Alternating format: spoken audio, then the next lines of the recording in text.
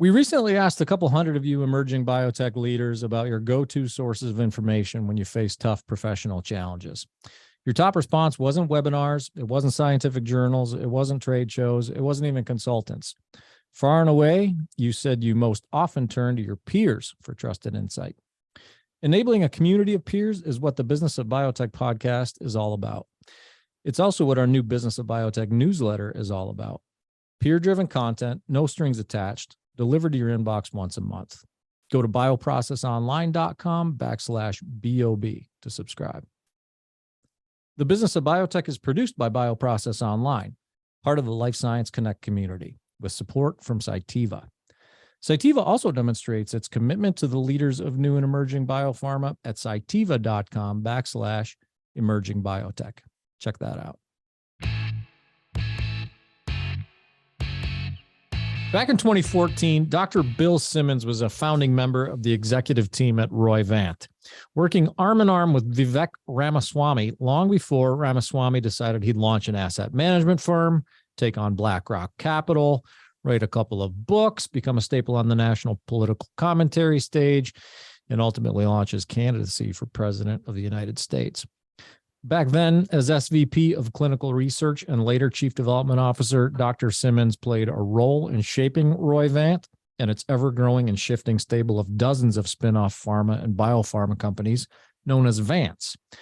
They tackle a diverse array of indications via any number of modalities, and it's a role Symonds carries on to this day, having recently orchestrated the merger of Altavant and Enzyvant, which he now leads as CEO.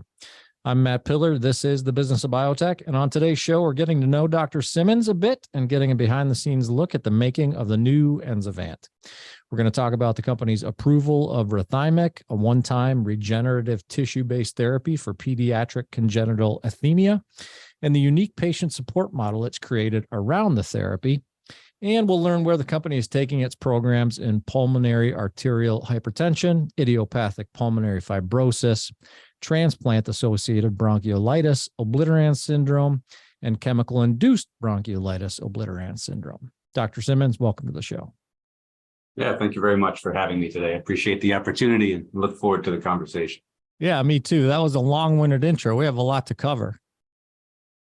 It is a lot. Yeah. Looking back on it, it seems to be just a blur now. It's gone by so fast. Yeah, indeed. And we're going to rewind here for a minute before we get into the conversation about what's going on at Enzyvant today. I want to start by rewinding that clock and talking a little bit about where you come from and your academic roots. So you earned your Pharm.D. You did your fellowship at the Clinical Pharmacokinetics Laboratory.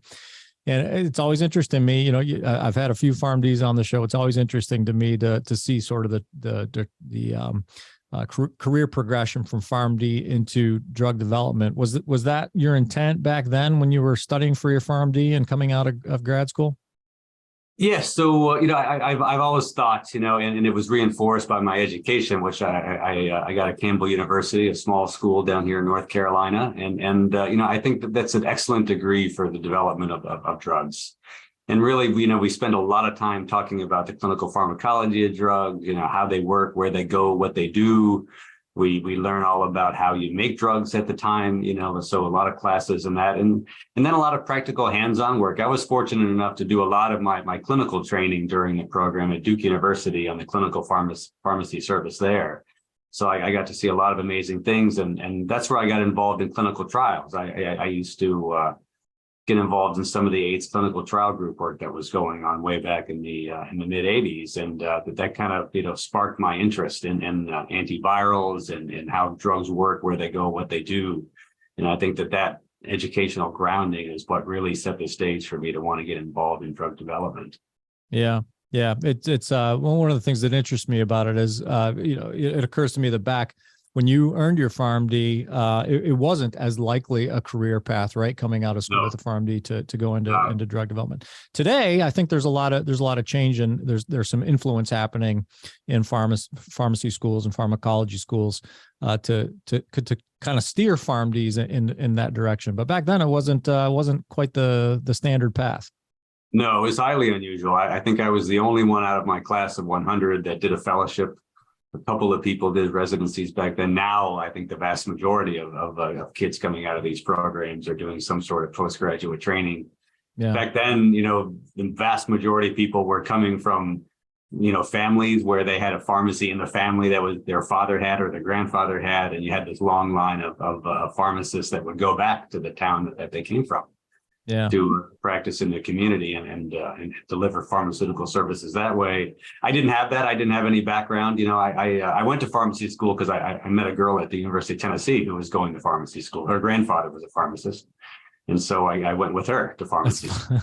That's funny. And you I was stuck actually with an it. aerospace engineer before that, but most. Oh, that's terrific. You stuck with it. That's, it's sort of the exact opposite happened. I often joke on this show that, I don't have a science background, and it's a true story. I've told it before that I dropped out of AP biology when I was a senior in high school. That was my last, blush with anything, and at last brush that is with anything close to, complicated science. The only reason I joined, like you, Dr. Symonds, the only reason I enrolled in AP biology my senior year was because there was a girl who was in that class who, I had an interest in getting to know better, but it didn't work out because I dropped it a couple of weeks later. So kudos to you for sticking. Okay. I stuck with it. Yeah. Good deal. So given that we've kind of ascertained that fact that it's not, and certainly wasn't then a likely path, what would you say that Pharm.D has done well for you in sort of transference to your leadership? I mean, you moved on to GSK, Pharm Asset, Gilead before you joined the Vant. So as you progress through those big pharma environments and established your leadership style and leadership intellect, what did the Pharm.D do well for you, and what did it perhaps not do so well for you? Sure, great question. So I think what it did well was it really gave me a very firm grounding and just a desire to really understand what happens to a drug. Where does it go? What does it do when it gets there? How does it leave? How long does it last? All these sorts of things. So with that as a mindset, my approach to development has always been very simple. When I was at Pharmaset, for instance, and we started developing the drug that ultimately came Sovaldi, the whole approach around that drug was, this is a virus. Let's kill it as fast as we can. Very simple. Mm-hmm. Nothing magic about it.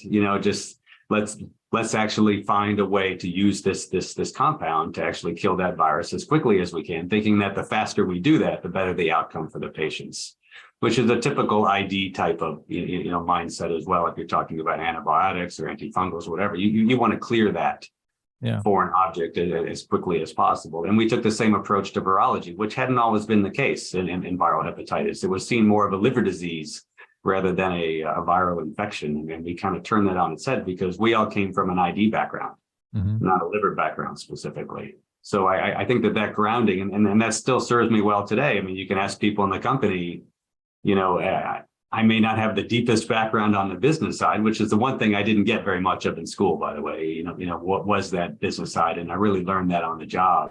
Yeah, learned a ton from Vivek in that aspect as well, as you can imagine, with the work we did at Roivant.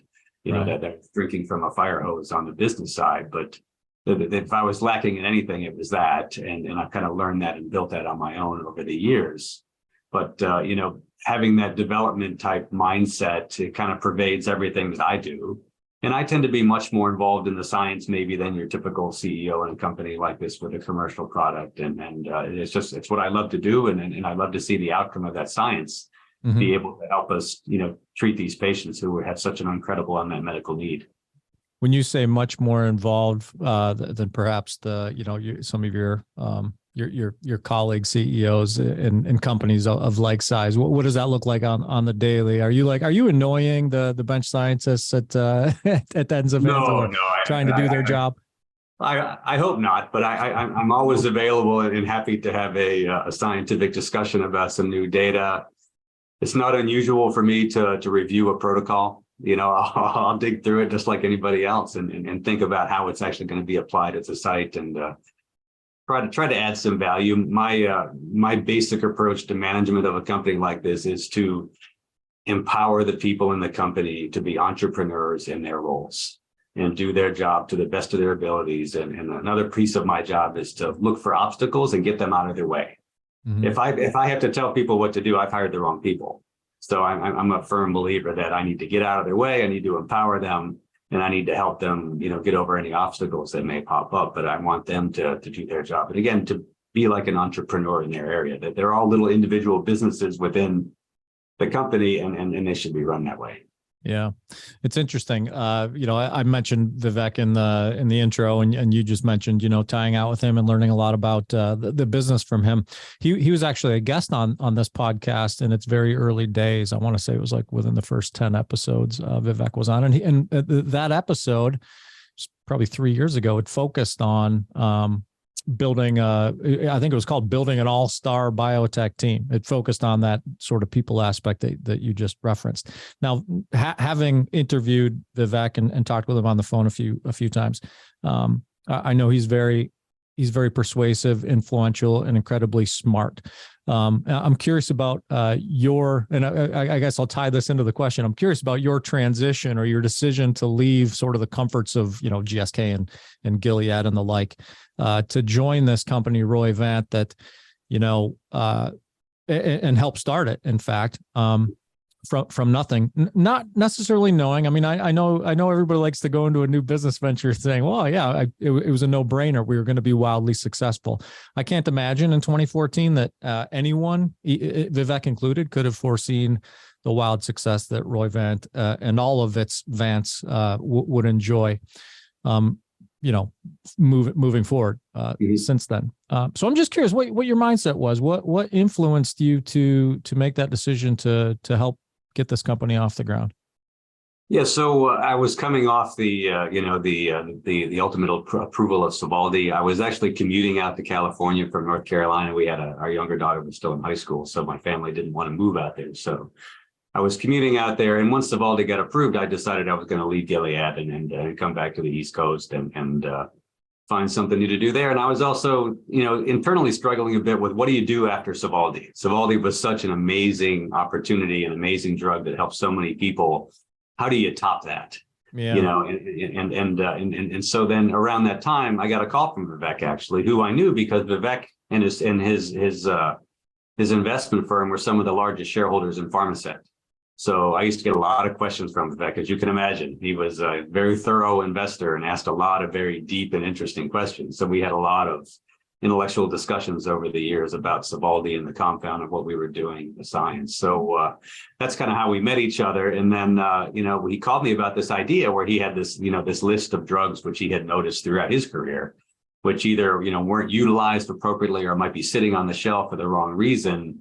And you pair that with my mindset, which was, okay, I've been in a number of different companies now, and in each of them, the common thread has been that you have these great development teams, but there's typically a small core of people who do most of the heavy lifting on the development program, say, 3, 4, 5 people who do the majority of the heavy duty lifting of a development program. So my idea was, well, let's try to find just those 3, 4, 5 people for a development program and put them with the right asset and just let them go, get out of their way and let that group do that. So that was kind of the mindset of how we set up things initially, was find the drugs, bring the drugs in, but then put the right people around there and give them the tools and the money they need to develop that drug. But you don't need 100 people on a development team to keep a drug moving forward. You need the right 4 or 5 people, in my mind. And I think that that's panned out over the years. If you see how we formed the Vants, we staffed them internally at first with a handful of people from the internal team,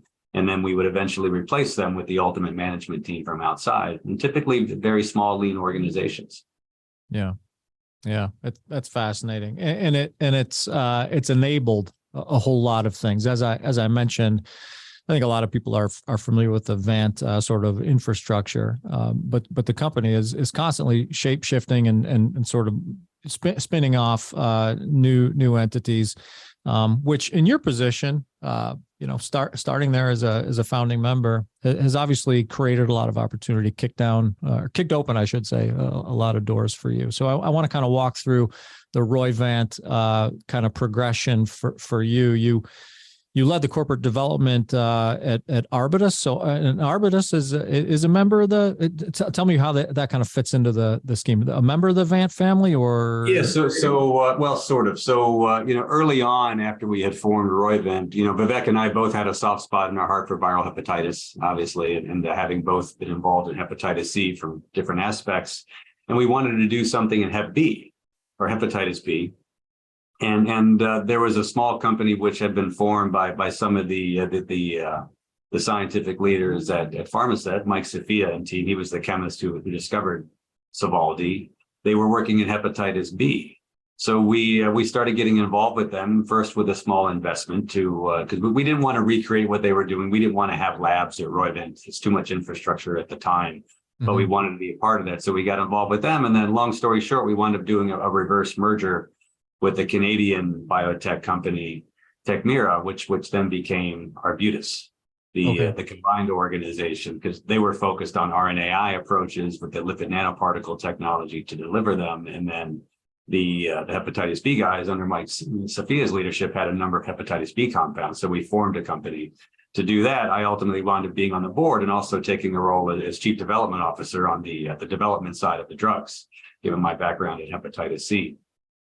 So that's kind of how Arbutus came to be, and I believe Roivant still owns a significant share of Arbutus as Arbutus continues on its path to develop a cure for hepatitis B.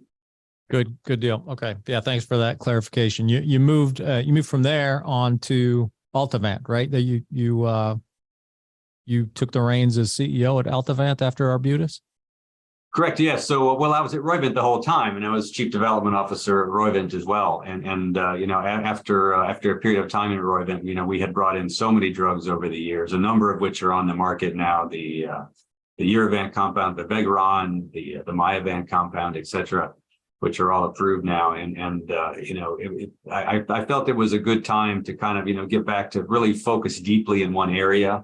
We had been looking to start a lung rare disease company within Roivant as a new Vant, and we had acquired the compound which we're developing now, redattrostat ethyl, at Altavant. So I came up with the idea, like, what, we should start a new Vant. I'd like to go on and be the CEO of that Vant, and give it a try to run a company like that. So we founded Altavant on the back of redattrostat ethyl, a drug for pulmonary arterial hypertension, which we currently have in a phase 2b study. Shortly after doing that as well, we also acquired another compound, ALTA-2530, which is an inhaled protein for bronchiolitis obliterans syndrome, which is much earlier as preclinical stage at this point. But it gave me the opportunity to try on, being a CEO for the first time, which was a great opportunity. I'm very appreciative of that.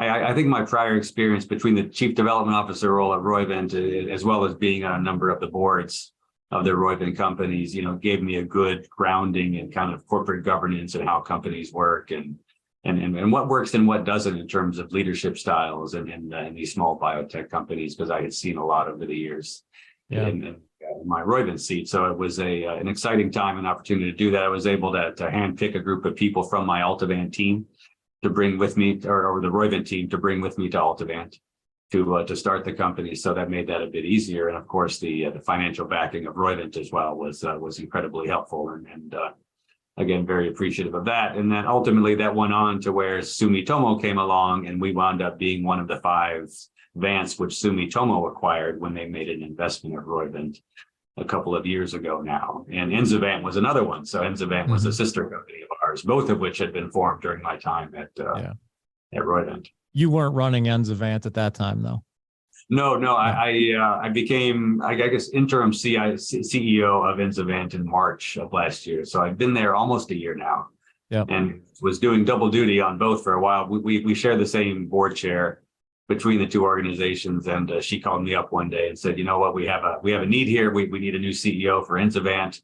Rochelle Jacques has decided to pursue another opportunity. Would you mind just stepping in? And I did. And then after a day or so, I'm like, well, you're going to have to drag me out of here. This is an awesome company. It's an awesome opportunity to work with Rethymic and what's been built there. And I'm super excited about this. And then long story short, after doing this for about a month or two, it became obvious to me that, hey, you know what, we could put these two companies together, and there's a lot of synergies here and a lot of, shared passion for rare disease amongst the teams. And I think these two companies together could do even more.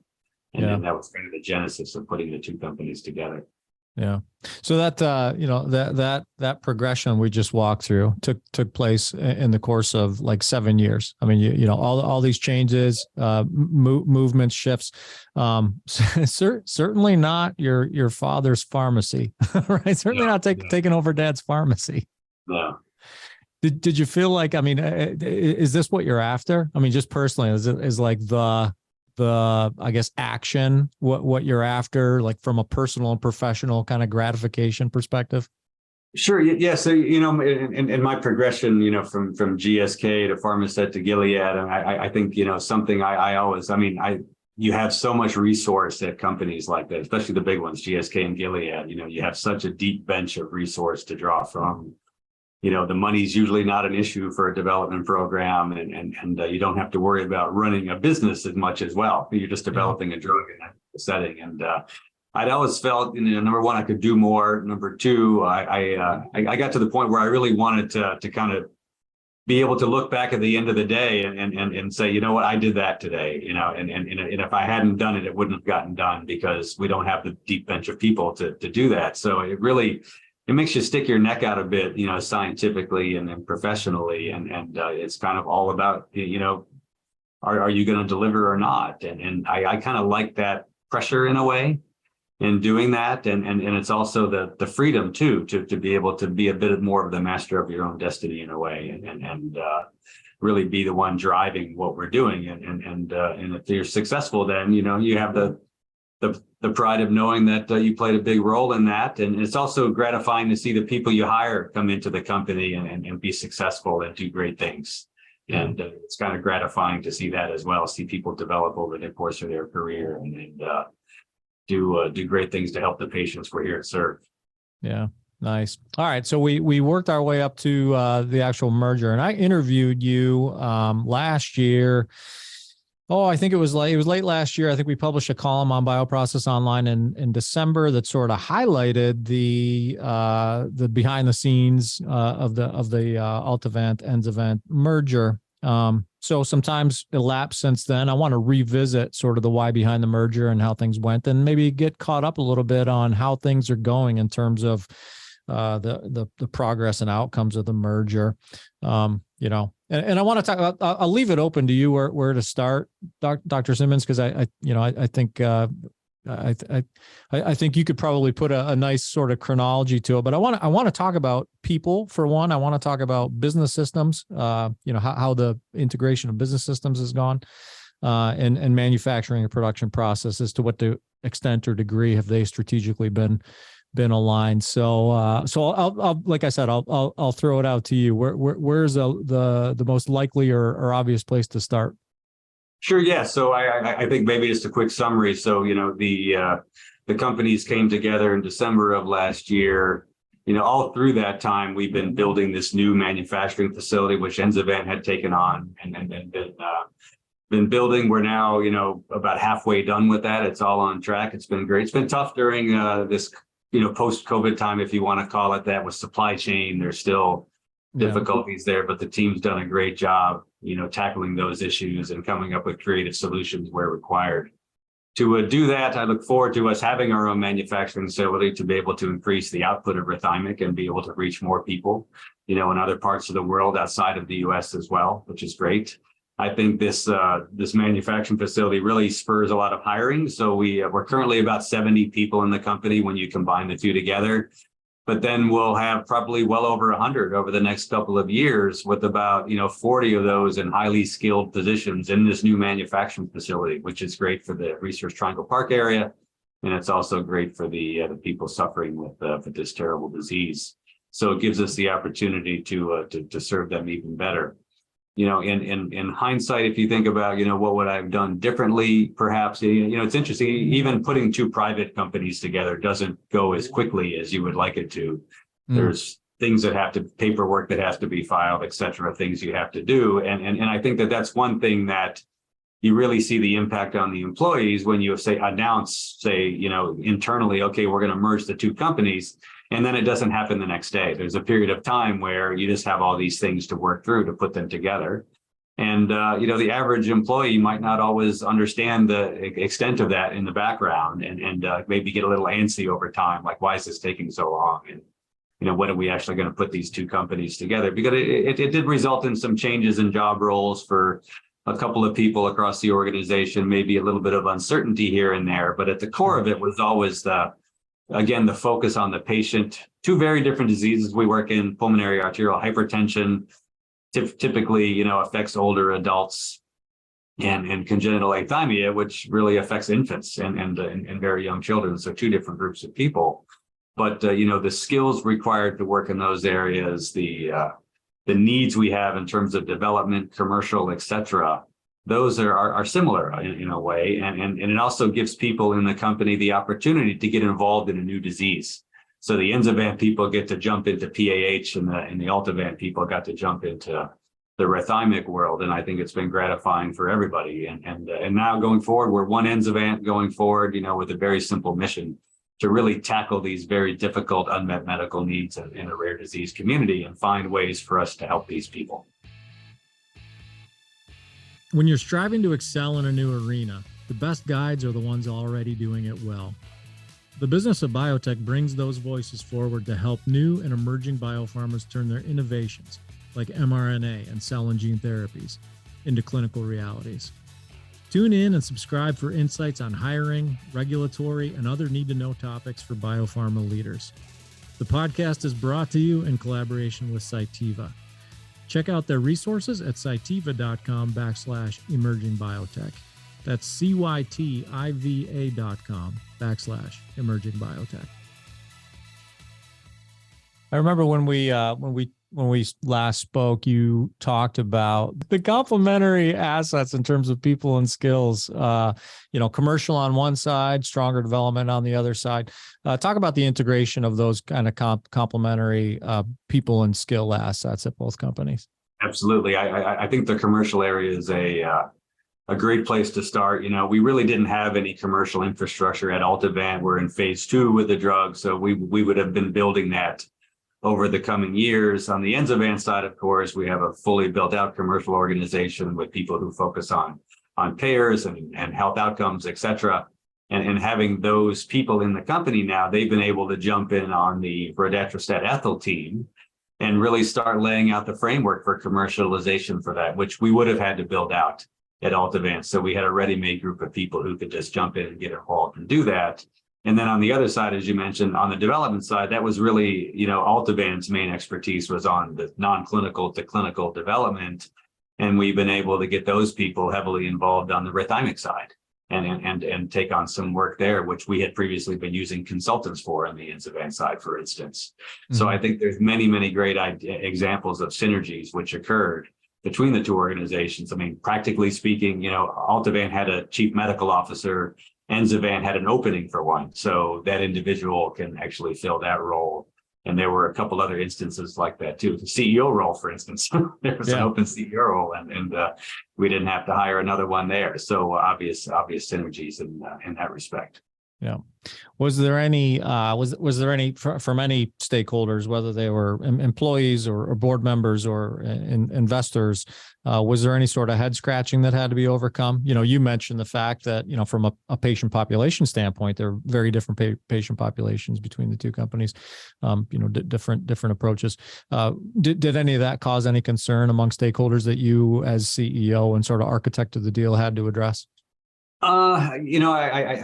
I think initially that there was some concern about, okay, what's how do you put together a cohesive story about what's the company's mission going forward? These diseases are so different, and the mission really comes down to, it's something very simple. We're really going after the toughest of the tough in some ways, unmet medical needs, and finding solutions for those. I think Rethymic's a great example of that. I mean, it was a tough road to get Rethymic approved. It's a complicated medicine. The tissue-based therapy was one of the first approved, it takes a certain drive and passion to do that. Pulmonary arterial hypertension has its own challenges. It's a more mature rare disease. you want to call it there are a number of drugs approved on the market, but there's still a big unmet medical need there. And there's a need for new therapies with new mechanisms. And Altavant is going after a theory or concept called the serotonin hypothesis, which has been around for 25 plus years, really around, what is the role of serotonin in pulmonary arterial hypertension? Is it causative? Is it something which simply fuels the inflammation and fire that's going on there? And, if you tamp down serotonin signaling, can you positively affect the disease? Well, no one's ever really been able to effectively answer that because they didn't have the right drug.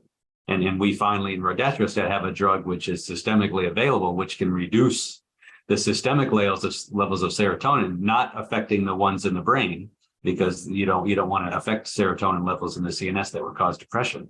Mm-hmm. So we now have a tool, which we can actually use to answer this question once and for all. So the scientific community is very excited about the opportunity here to do that. And it's also breaking new ground in a disease area, which has had very few new mechanisms in quite a long time. Yeah. Cool. You mentioned, you referred earlier to the new manufacturing facility that's being built in Morrisville, North Carolina. So 26,000 square feet of regenerative manufacturing capacity.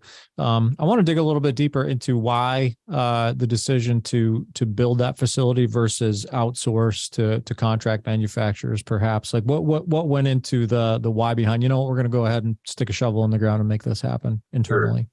Yeah, and a lot of that thinking occurred before I joined Enzyvant, but the bottom line on that is, are you on board? A lot of the thinking occurred before you joined the company. Are you like, wait, maybe that was such a good idea? You're on board.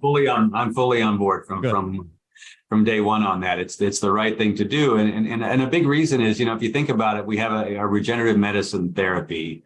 There's about 20 children or up to 24 a year born in the U.S. with congenital athymia. So it's a very low volume product. And it's also a highly bespoke manufacturing process where one donated thymus tissue treats one patient. So it's produced specifically for that single patient. So for a CDMO to take something like that on, you basically have to dedicate a space that's available 24/7, 365 days a year. And it's just not a typical CDMO model. They tend to be, into biologics, small molecules, et cetera, big volumes, and do that. And this is really a much, much smaller footprint and highly specialized. So it makes sense that, you would, if you're going to build a facility for this, you can build a bespoke facility that's really designed to be able to accommodate a therapy like this. You're not going to see a big production line. This is done in isolators and incubators and on, very hands-on process and really one batch at a time, is produced. So it's an atypical process. And in that regard, obviously, the bigger part of the facility is actually all the supporting infrastructure to support the one room that's going to actually be making Rethymic. So there's so much infrastructure that goes into supporting the small space that's actually used to produce the product. You're talking about like utilities infrastructure and the whole supply chain. There's probably 100 plus items which are used in the manufacture of a single batch. You've got to have all the rooms for people to come in and out of the rooms and change and have it and keep the sterile environment intact. All the quality control and quality assurance parts of the organization that have to be in there for all the testing that needs to be done, the in-process as well as release testing on that. So, all the special air handling equipment, et cetera. So there's a lot of very, very specific things that have to be done in designing a facility like this. Yeah. You also referenced much earlier the sort of the timing of Rethymic's approval and the build out of this manufacturing space in relation to the post-COVID times. Are you seeing any easing there? Are things getting easier as far as procurement is concerned and the supply chain issues, or are we still where we were, 12 months ago? No, I think things are getting better. It's things like, air handling units, and, sometimes a certain electronic switch is hard to get. It's it's small things like that. But I think overall we've seen a general easing of that, and things are opening up more and more. And like I was saying before, we remain on track with our initial timelines for that facility. So I feel good about that. I think that's the ultimate test. We're able to keep the facility on track. Further down the road, do you anticipate that the facility will remain dedicated to production of Rethymic, or are there other plans perhaps that you could speak to at this point around other regenerative offerings coming out of that manufacturing? Sure, yeah. So nothing specific to speak to at this point, but obviously we're going to have capacity to take on some other regenerative medicine products within that facility, and we'll be prepared to do that at the right time. But we definitely want to make the best use of the space and the site, and be able to, again, use it to expand our reach and expand our ability to help more of these patient communities who are in need of these very bespoke regenerative medicine therapies. Yeah. Another thing that we talked about as it relates to Rethymic a while back that I'd like to touch on today is the Enzyvant Connect program. We touched a little bit on that in that interview, and this is a patient outreach program, which is not uncommon. Obviously when a product goes commercial, the companies developing those products oftentimes create patient portal or patient access help, right? Like a support program that reaches patients and caregivers. Enzyvant Connect is a bit different, a bit unique, and I'm hoping you can kind of tell us a little bit about what's unique about that advocacy and outreach program. Of course, yeah. So Enzyvant Connect is really the way that we're able to help this community, which has been underserved for so long. And it's also our responsibility to hear what they need directly from them and then deliver it to them. So we're fully committed to ensuring all the patients who may benefit from Rethymic have access to all the information that they need to understand this very, very important treatment option for them. We've created this support hub, which they can then use, as they're going through their journey through the healthcare system, to help ease the path, to educate them along the way, provide tools to guide the caregivers through each step in the treatment journey. We also, through that portal, we can work with insurers to help caregivers understand coverage for congenital athymia treatment, and also help them understand what, if any, out-of-pocket expenses may remain, and help them with financial assistance if and when it's needed through that Enzyvant Connect portal. So we're very proud of the work we're doing there, and it's gratifying to help educate these families, sometimes caregivers. A lot of times a caregiver gets a congenital athymia patient diagnosed. It may be their first one and only one that they ever see. So helping them understand the resources that are available, directing them to the right places to go for information and advice is important as well. But it's really meant to be a place where we can provide consistent and accurate information to families, caregivers, et cetera, to educate them about the whole process as well as the disease itself. Because once they receive the Rethymic treatment, there's still the post-treatment care that has to happen. The immune reconstitution takes up to potentially 9 months or so to occur. So they still have to adhere to all the infection prevention protocols, and they're always going to have questions about things that happen along the way as the immune system gets restored and comes back. Yeah. So it's a very complex treatment journey for these patients, and Enzyvant Connect is there to do everything that we can to help make that easier and kind of ease some of the burden on families. Is the caregiver typically sort of the tip of the spear in terms of exposure to Enzyvant Connect on behalf of the patient? I'm thinking that given such a small patient population, the caregiver and Enzyvant's, in fact, relationship with those individual caregivers must be unique. Again, having Enzyvant Connect as a place where those individuals can go is incredibly important. As you can imagine, these children anywhere from shortly after birth to 3-4 years of age. Typically one of the parents has to, if they were working, they may have to stop working to stay home to care for the patient full time. They have the infection prevention protocols in the home.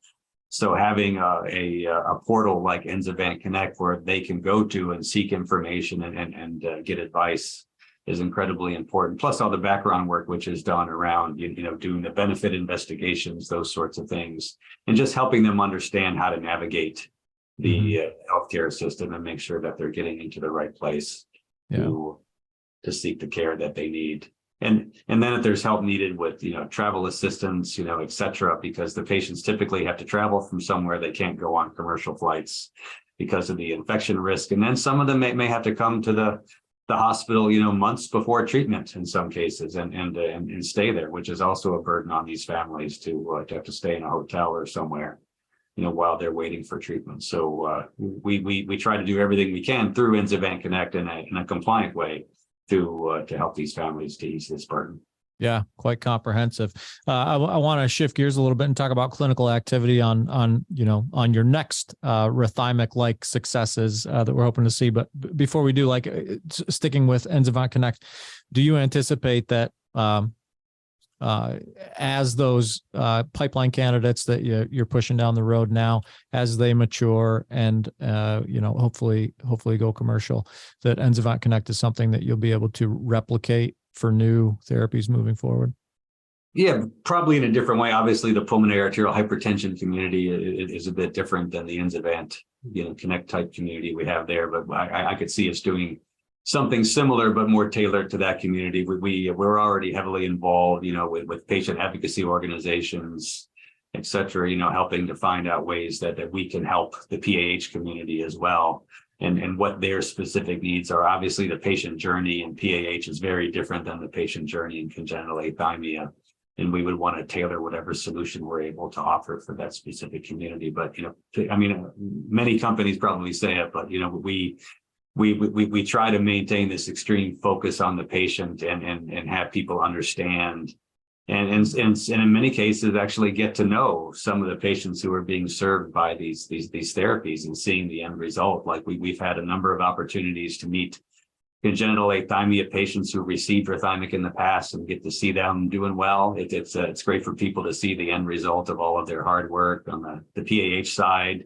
It's not unusual for us to have a lunch and learn where a patient comes in and just talks about their experience and talks about what it's like to get diagnosed with pulmonary arterial hypertension, to try all the different drugs over the years and continually need something new and all the struggles that they go through. It's very motivating for the staff in the company to be exposed to these things. And it's something which we try to do on a very routine basis.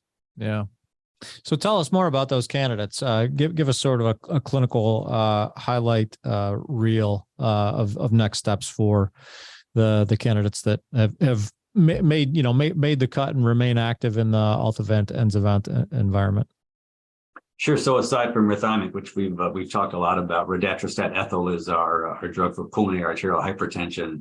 It's currently in a international phase 2B study, and that study is really the one which will show us how it affects the disease of pulmonary arterial hypertension. On the back of hopefully successful data from that trial, we would then go to phase 3 with that molecule. So super excited about that. Redatrostat ethyl is a very interesting drug. It's a drug that inhibits an enzyme called tryptophan hydroxylase, which is the enzyme responsible for taking dietary tryptophan and metabolizing it into serotonin in the body. And we basically block that enzyme and are able to reduce the systemic levels of serotonin in the body. But the drug does not cross the blood-brain barrier, so we don't knock it down in the brain. So that's the key point there. And it's been shown that patients with pulmonary arterial hypertension actually upregulate this TPH enzyme in their lung tissue, actually. So the fact that we have a systemically available drug, it actually is able to get to the lung and also block the enzyme locally in the lung to reduce those local concentrations of serotonin. Other people have tried in the past to block specific serotonin receptors. There's many of them. So which one do you pick, for example? So we chose a path of reducing the overall level of serotonin in the body, which not only will reduce the signaling through these receptors by making less serotonin available, but also will reduce the general tone, if you want to call it that, of the serotonin system in the body, which causes proliferation, inflammation, et cetera. A lot of things going on there. But at the heart of it, if you go back to the fen-phen days with the diet pills, a number of those people who took fen-phen developed pulmonary arterial hypertension. And the theory being that it was the fen-phen causing an increase in serotonin, which was leading to that. So we'll for the first time be able to really take a good crack at answering this question: what is the role of serotonin in pulmonary arterial hypertension? It's also an interesting compound, as we think it has the potential to be potentially disease modifying. We have some animal data which shows it may be able to do that. So we think that's very important as well, because we just don't want to treat the symptoms. We want to affect the course of the underlying disease and delay further progression. And I think that that's a very important point too. And that's kind of where the field's going now, is looking beyond vasodilators and trying to get to drugs which are going to meaningfully impact the disease course and slow it down. Mm-hmm. And hopefully at some point in the future, even be able to start to reverse some of the underlying pathology that's going on there. That remains to be seen. So we're super excited about Rethymic. We've got a great team internally who's driving development of that program. We had mentioned ALTA 2530. That's an earlier program. That's something which we brought in a couple of years ago. It's an inhaled protein, so very challenging in its own right, to deliver a nebulized protein. And it's currently in the preclinical phase there to in terms of development. So we spend most of our time really on Rethymic and Rethymic at the moment. Down the road, I could see. Let me before you move on there, Dr. Symonds. I just got a follow-up question on PAH. What does that patient population look like? What's the potential kind of market size? It's a pretty substantial market in terms of a rare disease. It's one of the it's a significant one. Yeah, tens of thousands to hundreds of thousands. Mm-hmm. Okay, I'm curious about the I guess pivot, not pivot, but adjustments perhaps is a better way to put it. That Enzyvant will consider or have to tackle as you move from, as you said, a focus on a commercialized drug that treats a couple few dozen per year to one that potentially could have a market of tens of thousands. Like what changes in your mindset as you move that ball downfield in terms of potential commercial preparation? Sure. Yeah. Obviously, it's a bit of a different approach there with congenital athymia. It's a very small commercial footprint, if you want to call it that. But we currently have a single approved treatment center in the U.S. So in terms of those sorts of activities, they're fairly compact, but all of the pieces are there, which you would expect to see within a commercial organization. They're just small. Mm-hmm. So in my mind, it's really taking that infrastructure and simply expanding it. Now, clearly, you'll have to have a sales force, which would be a new element to that. We really don't have a sales force for congenital athymia, but we would, of course, for pulmonary arterial hypertension. And most of those patients are cared for in specialist centers. So we know where those centers are. So you can do a commercial team, sales team with a fairly small footprint there.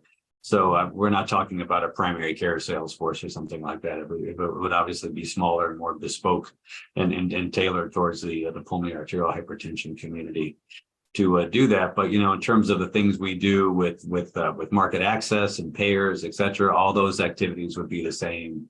We've already got that ability within the company, and would simply be looking to really just expand the scale. Yeah.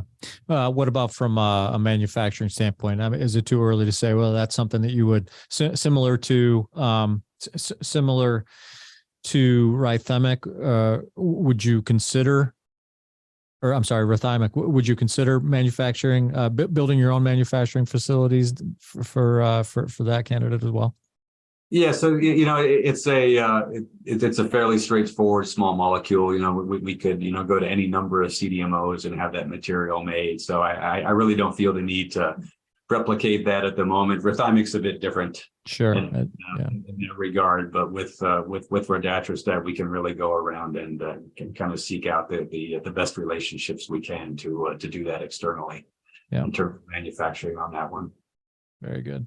And I interrupted you with that follow-up question, so I'll let you get back to your track. Were you going to comment on clinical activity around bronchiolitis obliterans syndrome? Is that where you're going next?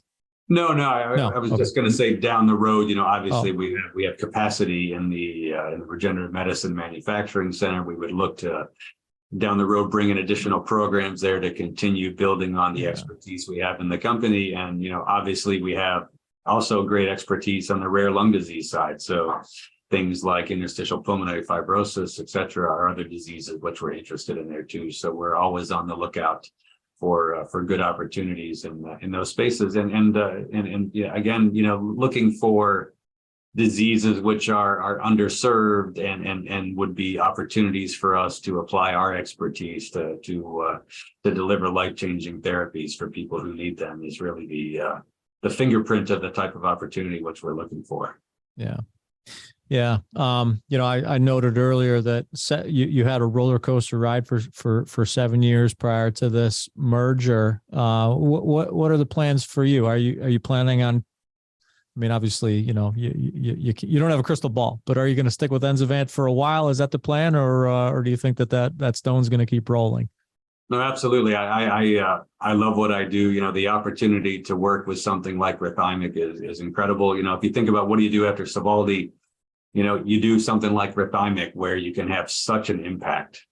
Every time a child is treated with Rethymic, the whole company celebrates. The impact you're having on that child, that child's family, everybody who knows them. It's life changing for them, and it's very gratifying to be able to be part of that. Yeah. So I think from that perspective, it completely checks the box on doing something meaningful. You wake up every morning and you're making a huge impact. Same with pulmonary arterial hypertension. When you meet these people, it's PAH is a sad, very difficult disease. I mean, it's even for someone to be able to like feed their dog, for instance, they might have to take a break walking across the room with the dog bowl because that their lung capacity is so poorly affected that they just don't have the reserve to be able to do that. And just to help these people live a more meaningful, productive life, is so important. So, and the more of these programs we're able to bring in and do, it just multiplies the gratification of what we're able to do. Yeah. So, is your wife, by the way, a practicing pharmacist?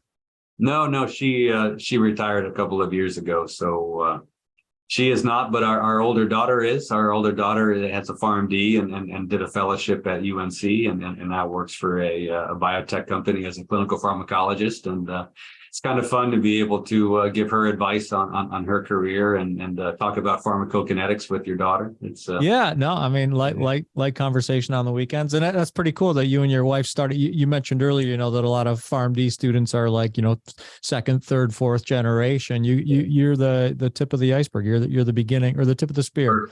Yeah. First gen. And hopefully someday those conversations will parlay into your daughter prescribing drugs that you played a hand in or led the development of. Yeah, potentially. Yeah. Very good. Yeah. Is there anything that I haven't asked you, Dr. Symonds, that you think is like key to the story that I should have that I would have asked you if I was a better interviewer? Oh, sure. You're a great interviewer, let me assure you. But I think I think back to some advice I got very early in my career. So I started at Burroughs Wellcome, actually, which, we said GSK, but I go all the way back to Burroughs Wellcome. I didn't want to date you. I was trying to. Before the Glaxo Wellcome merger. But I remember, so I took a job in clinical research, even though I had a clinical pharmacology, clinical pharmacokinetics background. And a couple of years into that, I got a call one day from human resource say, hey, we're looking for clin pharm people. We noticed your resume. You're actually a clinical pharmacologist. Are you interested? And I went and talked to my boss, and because I felt kind of bad about jumping ship from the clinical team. He's like, let me just give you a piece of advice. I can replace you tomorrow. You are replaceable, so don't feel bad about that. And that advice has always stuck with me. Never get to the point where you think that what you're doing with a drug or a product is about you. It's not. It's about the drug.